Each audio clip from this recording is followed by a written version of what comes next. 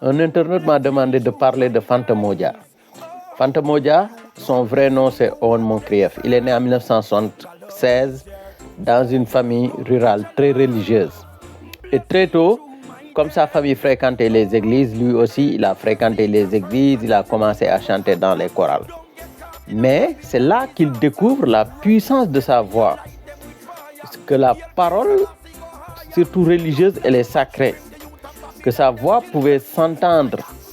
Et là, étant adolescent, il déménage, il quitte la campagne pour aller vivre en milieu urbain. C'est le phénomène de l'exode rural. Des jeunes ou bien des personnes nées en milieu rural arrivés à un âge et veulent migrer, aller en milieu urbain, découvrir la ville, avoir une expérience dans la vie citadine, vivre une aventure particulière différente de tout ce qu'ils ont vécu dans le village. Et c'est comme ça qu'il arrive à Kingston. Mais quand il arrive à Kingston, comme tous les jeunes, tous les gens qui quittent le monde rural avec la solidarité, la belle vie, la nature, il est choqué par ce qu'il voit. Et c'est là où sa destinée bascule. Il est confronté aux inégalités sociales qu'il ne connaissait pas dans le village. Et il voit la pauvreté, que les gens ont du mal à manger, que dans les villages, il y a l'agriculture, il y a la solidarité. Mais il est plus choqué par la brutalité du quotidien urbain. Que les gens, comment ils font pour s'en sortir tous les jours? À côté des violences policières, des tracasseries policières, de la violence dans les rues. Et c'est là, comme il avait une belle voix, il avait une voix qui résonne, il se met à ses débuts à faire du rap comme tous les jeunes. Il commence à faire un peu le show partout où il passe, dans les dancehall. Il se fait appeler Mad Killer, en référence pour l'admiration qu'il a pour Bounty Killer. Bounty Killer, c'est un chanteur dancehall qui était là dans les années 92, 93 jusqu'à 99 ou 2000. Et il prend le nom de Mad Killer. Et en mai 1997, il découvre la philosophie Rasta. Notamment, il fréquente des membres de la branche Bobo Shanti, qui lui expliquent la philosophie, qu'il voit leur manière de vivre, il voit leur mode, leur coutume, et il est séduit. Et il adhère à ce mouvement de Rastafari. Il se convertit au rastafarisme sous la bannière de la branche Bobo Shanti. Ce changement profond dans sa vie spirituelle entraîne un changement artistique. Il abandonne le nom de Mad Killer. Il devient maintenant Fanta Modja, le guerrier spirituel. Là, il redécouvre une autre manière de penser, de réfléchir.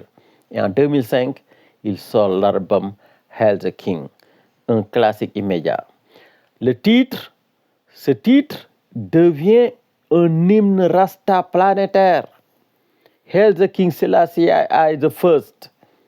Dans ce morceau, il rend hommage à Haile Selassie, empereur éthiopien et figure emblématique, figure centrale du rastafarisme.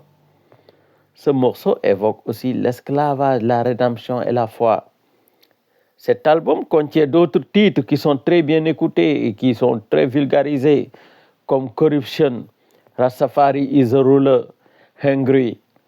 Des titres très engagés contre le système babylonien, les politiciens corrompus et surtout le traitement inégalitaire qu'on fait aux pauvres, l'oubli des pauvres. Fanta Modja devient un messager maintenant. À côté d'être une star, il est messager, mais il ne regarde pas sa vie star. Il reste un messager. Il utilise le reggae comme une arme spirituelle. Chaque texte qu'il écrit dénonce l'oppression, encourage l'unité, la solidarité et invite à la médiation sur le rôle du divin.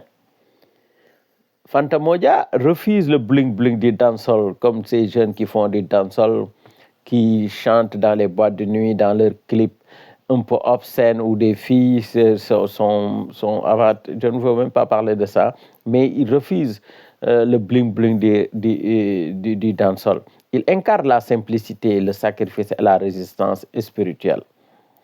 Sa voix puissante et pleine de ferveur rappelle par exemple celle de Luciano ou de Sizzla, son style, il mélange le reggae russe et les chants Nyabinghi, les drums et toujours chants Nyabinghi et des touches mélangées à des sonorités un peu modernes.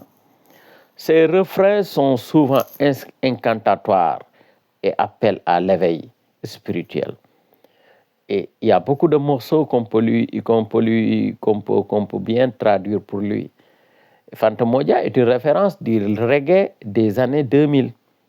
Il a contribué à remettre le reggae spirituel au premier plan ou à une époque où le dancehall dominait et dépravait les jeunes. Le dancehall était là pour un peu contrer. Bon, c'est une vieille histoire que j'ai expliquée dans les autres vidéos. Babylone a toujours combattu le reggae. Les gens ne voulaient pas que le reggae perce. Ils ont créé des courants musicaux pour tuer le reggae. Le dancehall en fait partie. Le dancehall créé en Jamaïque, par exemple, c'était pour un peu berner les jeunes, endormir la jeunesse, endormir les jeunes filles, les garçons, les filles, tout là, les mettre à boire et aller en boîte de nuit, voilà, danser jusqu'à l'aube, ne rien foutre de leur vie. Donc, l'engagement de Fanta Mojah est crucial dans ce combat-là pour restaurer le reggae au premier plan. Son engagement Rasta est total. Il porte la tenue Bobo Shanti tout le temps. Il est simple, il milite pour l'autosuffisance et prêche dans ses concerts. En l'occurrence, au Kenya, en 2011, Fanta Mojah a interrompu sa performance lors d'un concert pour dénoncer les violences policières sur les marchands ambulants. Et dans ce concert-là, en plein live, il déclare ceci: You can claim freedom and still beat the power. This is not Yahweh. Il dit en milieu de concert, il dit vous ne pouvez pas parler de liberté tout en maltraitant la population, tout le temps maltraitant les pauvres, tout le temps utilisant pendant que vous utilisez la violence envers les populations et les pauvres. Il leur dit, c'est pas la voix de Dieu, c'est pas la voix de Dieu, c'est pas la tolérance. Le public, ébahi, bouleversé, l'a acclamé comme un prophète pendant de longues minutes. C'est un moment historique dans la vie artistique de Fanta Mojah.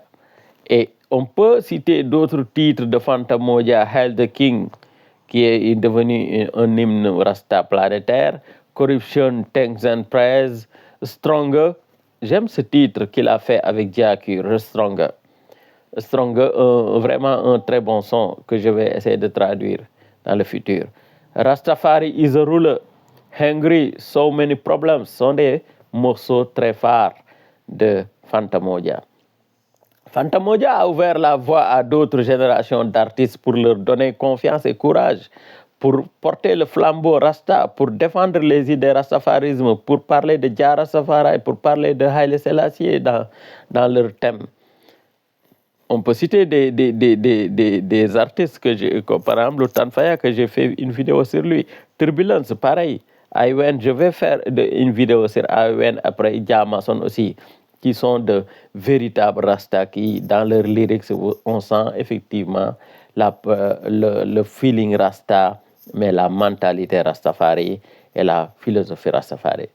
Fanta Mojah, on peut juste résumer et dire, c'est un flambeau du reggae spirituel moderne. Sa musique n'est pas faite pour distraire, mais c'est juste pour éveiller.